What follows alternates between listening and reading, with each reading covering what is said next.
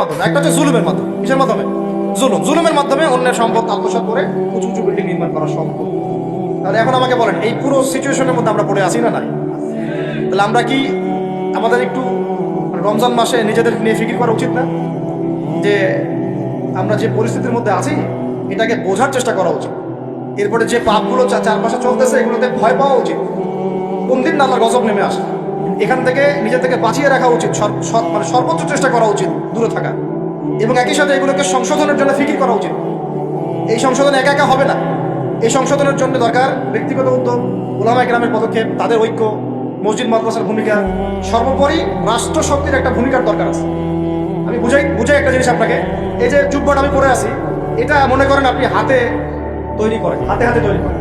যে টেলার আছে না আমাদের, হাতে তৈরি করেন পাঞ্জাবি, আর আপনার একটা জুব্বা তৈরি করার ফ্যাক্টরি আছে।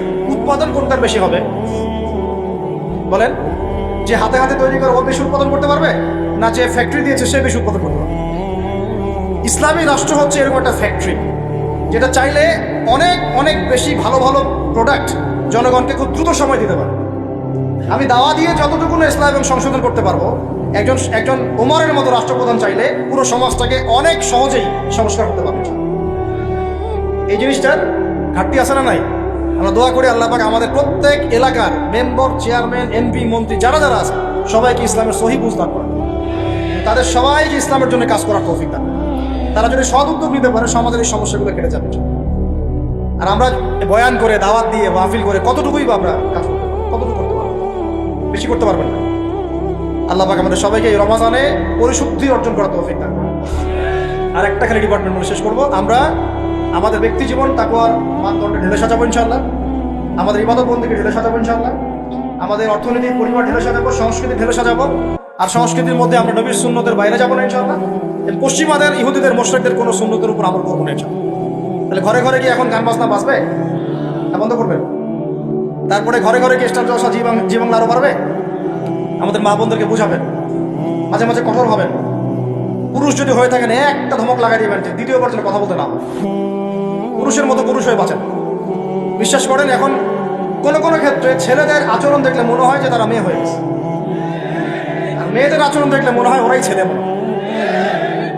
ওদের কথার ভয়েস, গলার ভয়েস, চলার ধরো, দাপট সব ছেলেদের মতো। আর ছেলেটা কি করে জানেন? ফেসবুকে বসে মেয়েদের মতো চুলাচুলি করে, কামড়াকামড়ি করে, কমেন্টে। মাঠে এসে লড়তে পারে না, কিন্তু মাঠে লড়তে পারবে না, সামনাসামনি আসতে পারবে না। ও ফেসবুকে শেষ। ওই জন্যই একেবারে গালি গালাজ করে ধুয়ে রেখে দিতে চাই। ওই কথাটাই সামনাসামনি বলার মতো বুকের পাঠা নাই, কিন্তু কথা বুঝতে পারছেন? আমাদের ছেলেদের গায়রত, ব্যক্তিত্ব ছেলেদের মতো হওয়া উচিত। পরিবারটা আমরা কন্ট্রোল করবো ইনশাআল্লাহ। আমার মেয়ে, আমরা বেঁচে থাকতে আমাদের মেয়েরা বেপর্দা বাইরে যাবে না, আমরা বেঁচে থাকতে আমাদের স্ত্রীরা বাইরে বেপর্দা যাবে না, মারা যাবে না ইনশাআল্লাহ। আর মা এবং বাবাদের প্রতি কঠোর হওয়া যাবে না। অনেক পরিবারে মা বাবা কথা শোনে না, আমরা জানি। তখন তাদেরকে বোঝাতে হবে, দাওয়াত দিতে হবে। তাদেরকে তো আপনি শাসন করতে পারবেন, শাসন করতে পারবেন, বুঝাবেন। সবশেষ কথা হচ্ছে, এই রমাদান আমাদেরকে শিক্ষা দিবে যাতে আমরা ওই তাকওয়া আমাদের রাজনৈতিক জীবনেও বাস্তবায়ন করি। কারণ এটা আপনার জীবনের একটা গুরুত্বপূর্ণ অংশ। আল্লাহ পাক আপনাকে তৌফিক দিয়েছেন, ক্ষমতা দিয়েছেন, আপনি পলিটিক্স করছেন। এখানে কি আল্লাহ ভীতির কোনো জায়গাই নাই? হ্যাঁ, এখানে আল্লাহকে ভয় করার দরকার নাই? নাকি এখানে আমি মানুষকে ভয় করবো? কোনটা? আমি কি এখানে চাইলে একটা মানুষের ক্ষতি করে দিতে পারি, একটা মিথ্যা মামলা ধরা দিতে পারি? আমি চাইলে একটা মাজলুমের প্রতি, দুর্বলের প্রতি জুলুম করতে পারি? নাকি আল্লাহ পাক আমাকে যে দায়িত্ব দিয়েছেন এটাকে আল্লাহর পথে কাজে লাগাবো? কোনটা করবো? এটাই হচ্ছে পলিটিক্যাল লাইফ। আপনারা অনেকে বলেন ইসলাম এক জিনিস, পলিটিক্স আরেক জিনিস, অথচ সূরা বাকারার শুরুর দিকে আপনি পাবেন ওয়াইয ক্বালা রাব্বুকা লিল মালায়েকা ইন্নী জাঈলুন ফিল আরদি খলিফা। আদম আলাইহিস সালামকে আল্লাহ পাক দুনিয়াতে পাঠিয়েছেন আল্লাহর কি হিসেবে? খলিফা হিসেবে। খলিফা কে? যে আল্লাহর খেলাফা বাস্তবায়ন করে সে। আল্লাহর খেলাফা কি? আল্লাহর বিধান অনুযায়ী সমাজ চালানোই হচ্ছে আল্লাহর খেলাফা। বুঝতে পারলাম না? আদম আলাইহিস সালাম কি হিসেবে এসেছেন? উত্তর, খলিফা হিসেবে। খলিফা কাকে বলে? যে আল্লাহর খিলাফা বাস্তবায়ন করে। আল্লাহর খিলাফা কি? আল্লাহর বিধান দিয়ে আল্লাহর জমিন শাসন করে, এটাই খিলাফা। তাহলে ইসলামে পলিটিক্স নাই? শুরুতেই তো পলিটিক্যাল কনসেপ্ট পাচ্ছে না। আমরা সবাই আল্লাহর খলিফা নই? আমরা সবাইকে আল্লাহর খলিফা না? আল্লাহর খলিফা হিসেবে আমাদের দায়িত্ব কি? শয়তানের বিধান বাস্তবায়ন করা না আল্লাহর বিধান বাস্তবায়ন? এটা হলো আমাদের পলিটিক্যাল হেদায়েত কোরআন থেকে। আল্লাহ রাব্বুল আলামিন আমাদের সবাইকে কথাগুলো বোঝার তৌফিক দান। শেষ করার আগে আমরা একটু নিয়াত করি। এই রমাদানে ইনশাআল্লাহ আমরা সময়কে সর্বোচ্চ মূল্যায়ন করবো। এক, 2 নাম্বার, মানসিক শারীরিক আত্মিক প্রস্তুতি নিব যে রমাদান আসতেছে, একটা গোল্ডেন অপরচুনিটি আমার সামনে আসতেছে। 3 নাম্বার, এই রমজানে আমার প্রধান পাঠ্য বই হবে আল কোরআন, কারণ শাহরুর রমাদান আল্লাযী উনজিলা ফীহিল কোরআন। এই রমাদান সেই মাস যে মাসে কি নাযিল হয়েছে? কোরআন নাযিল হয়েছে।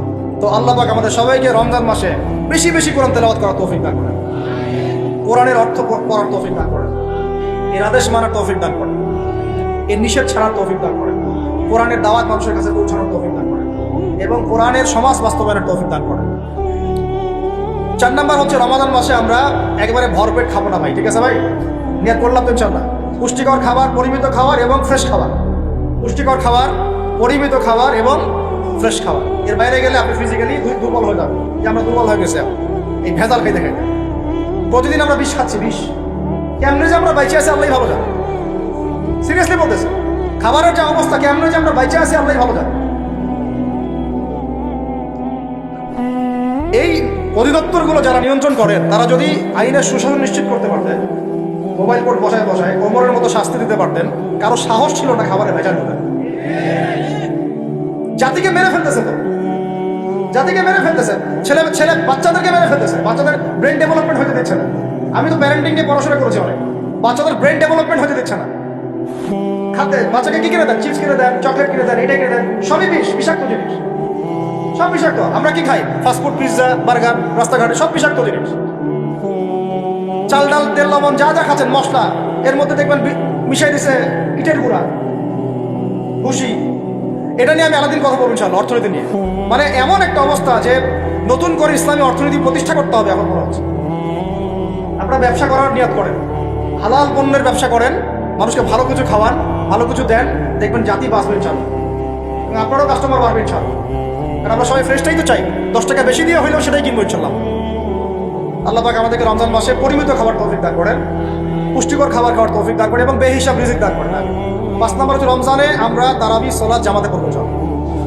রাকাত সংখ্যা নিয়ে গন্ডগোল হবে তো জানি, আমাদের কথা আমরা বলে দিচ্ছি। তারাবির নামাজ 1 নম্বর জামাতে পড়বো, 2 নম্বর 20 রাকাত পড়বো। কেউ যদি বলে আমি কম পড়ি, বলবেন ওকে পড়েন, কোনো সমস্যা নেই, আপনি পড়েন, কোনো সমস্যা নেই। কেউ যদি বলে আমি আরো বেশি পড়ি, পড়েন, সমস্যা নেই, 40 রাকাত পড়েন আপনি, কোনো সমস্যা নেই। আমরা 20 রাকাত পড়ি, জামাতে পড়ি, কিন্তু সমস্যা তখন হবে যখন আপনি বলবেন আমাদের 20 রাকাতটা বেদাত।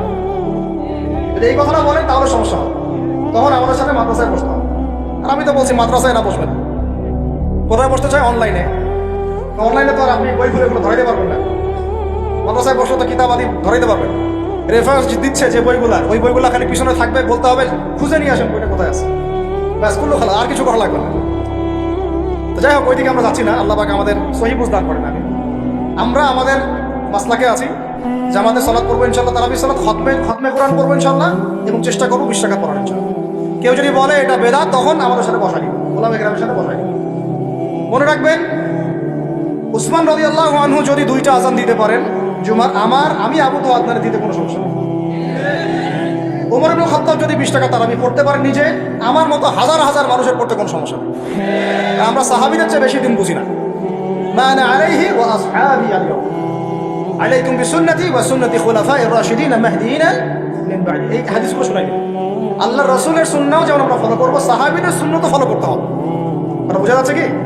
সাহাবীরা হচ্ছে মানদণ্ড আমাদেরকে, নবীকে পাওয়ার মানদণ্ড কারা? সাহাবীরা। সোজা কথা, এটা নিয়ে তো বাহাসের কিছু নাই। সাহাবীদেরকে বাদ দিয়ে আপনি নবীকে মানতে পারবেন কিভাবে? বলেন কথা। আব্দুল্লাহ বিন ওমর, আব্দুল্লাহ বিন মাসউদ রাদিয়াল্লাহু আনহু আজমাইন, আবু বকর, ওমর, ওসমান, আলী রাদিয়াল্লাহু আনহু আজমাইন, তাদের চেয়ে কি আমরা ইসলাম বেশি বুঝবো? কখনো সম্ভব? তাদের মধ্য দিয়ে আমরা নবী সাল্লাল্লাহু আলাইহি ওয়াসাল্লামকে অনুসরণ করব, বাস, সিম্পল। এটা হলো খায়রুল কুরুন। আল্লাহ পাক আমাদেরকে কথাগুলা দিলের কান দিয়ে বোঝার তৌফিক দান করেন। 6 নম্বর কথা হচ্ছে ভাই, রমজান মাসে বেশি বেশি মানুষকে ইফতার করাবেন, রাজি আছেন ইনশাআল্লাহ? 7 নম্বর, রমজান মাসে সমস্ত ফরজিয়াত আদায় করব, স্পেশালি নামাজের সাথে যাকাত। নামাজের সাথে ওই যে ব্যবসায়ীদের কথা তো বলছিলাম, বহু ব্যবসায়ী আছেন আপনারা, মিলসের মালিক, ফ্যাক্টরি মালিক, ইন্ডাস্ট্রির মালিক, যাকাত দেন না। হিসাব করে বের করেন যাকাত কত টাকা। একজনের যাকাত দিয়ে একটা গ্রামের মানুষকে খাওয়ানো যাবে? এই যাকাত না দিয়ে কবরে যায় না আল্লাহর ওয়াস্তে। সাপ ঠকাবে, সাপ। কি ঠকাবে? গলায় যে সাপ পেঁচাই দিবে আল্লাহ পাক। সূরা তাওবায় আছে, আমি এমনি বলছি না। সূরা তাওবায় না, নাকি অন্য একটা জায়গায় ভুলে গেল রেফারেন্সটা ভুল হতে পারে, আমি পরে চেক করে দেখুন। আরেক সরি, সূরা তাওবায় আছে এই সম্পদগুলোকে গলানো হবে। কি করা হবে? গলানো হবে, গলায় যে মুখে পিঠে গায়ে সব জায়গায় শেক দেওয়া হবে। আর সম্ভবত হাদিসে আছে যে হাদিসে আছে গলার মধ্যে সাপের আঘাত ধারণ করবে, কপালে ছবল মারবে। সূরা তাওবায় না, এটা সূরা তাওবায়, ঠিক আছে। এই যে স্মার্টফোন ব্যবহার করার এগুলো কুফল, রেফারেন্স জীবনে ভুল হইতো না আমাদের। এই যে স্মার্টফোন, হোয়াটসঅ্যাপ, টেলিগ্রাম এসব চেক করতে করতে অবস্থা আছে। তালেবে ইলম যারা এবং ওলামায়ে কেরাম তাদের উচিত, মানে আমাদের নিজেদেরকেও নসিহত করতেছি আমরা, যতটা পারেন ডিভাইস থেকে দূরে থাকতে হবে। নাহলে কোরআন ভুলে যাচ্ছি, হাদিস ভুলে যাচ্ছি, এটাও একটা এজেন্ডা হতে পারে। আল্লাহ পাক আমাদেরকে বোঝার তৌফিক দান করেন। কটা বলছি? 7টা নাকি? আর 3টা বলি। 3টা কাজ করবেন রমজান মাসে। সেটা হচ্ছে রমাদান মাসে যদি সম্ভব হয়, আল্লাহ পাক যদি সুযোগ দেন, যদি সম্ভব হয় বাইতুল্লাহ জিয়ারত করে আসতে পারেন। আল্লাহ পাক তৌফিক দান করেন। এখানে এই রমজান মাসে উমরা করার একটা ব্যাপক ফজিলত আছে। আল্লাহ রাব্বুল আলামিন আমাদের সবাইকে জিয়ারতের তৌফিক দান করেন, এবং যারা এখনো সামর্থ্যবান হন নাই, সামর্থ্য আল্লাহ পাক দান করেন। যারা নিয়াত করেছেন, আল্লাহ পাক তাদেরকে হজ্জে মাবরুর করার তৌফিক দান করেন। আল্লাহ রাব্বুল আলামিন তার ঘরে আমাদের সবাইকে হজ করার তৌফিক দান করেন, এবং হজ করার মতো করার তৌফিক দান করেন। 9 নম্বর হচ্ছে রমজান মাসে আমরা ফরজের পাশাপাশি নফল, সুন্নত, মুস্তাহাব আমলের গুরুত্ব দিব। শুধু ফরজের উপর থাকবো এটা না, নফল, সুন্নত, মুস্তাহাব বেশি বেশি বাড়াই দিব। প্রত্যেকটা কাজ করার আগে দেখবো সুন্নাহ মাফিক হচ্ছে কিনা। এই কাজগুলো শক্ত করে ধরার জন্য রমজান হচ্ছে শ্রেষ্ঠ মৌসুম। আল্লাহ পাক তৌফিক দান করেন, আমিন।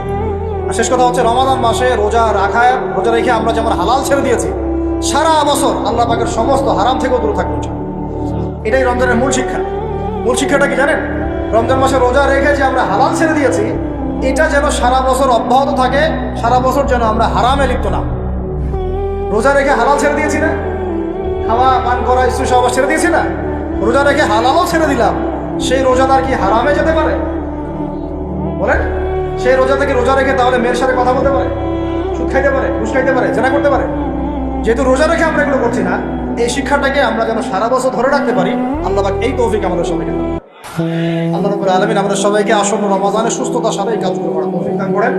রমজানের যে মূল শিক্ষা, লাআল্লাকুম তাত্তাকুন, এই তাকওয়াকে জীবনের সর্বক্ষেত্রে বাস্তবায়ন করার তৌফিক দান করেন। আল্লাহ পাক ওলামায়ে কেরামদেরকে দীর্ঘ নেক হায়াত দারাজ করেন, এবং আমাদের জাতির মধ্যে আল্লাহ পাক শান্তি শৃঙ্খলা দান করেন। আল্লাহ পাক আমাদেরকে ওমরের মতো শাসক দান করেন। আল্লাহ পাক আমাদের ব্যবসায়ীদের মধ্যে সৎ ব্যবসায়ী দান করেন। আল্লাহ পাক আমাদেরকে ইসলামী সংস্কৃতি মেনে চলার তৌফিক দান করেন। প্রত্যেকটা পরিবারকে আল্লাহ পাক জান্নাতি পরিবার বানায় দেন। আল্লাহ পাক আমাদের শিক্ষাক্ষেত্রে আমাদের যে সমস্যাগুলো হচ্ছে, এগুলোকে সমাধান করার তৌফিক দান করেন, এবং কোরআন এবং সুন্নাহ ভিত্তিক শিক্ষা অর্জন করার তৌফিক দান করেন।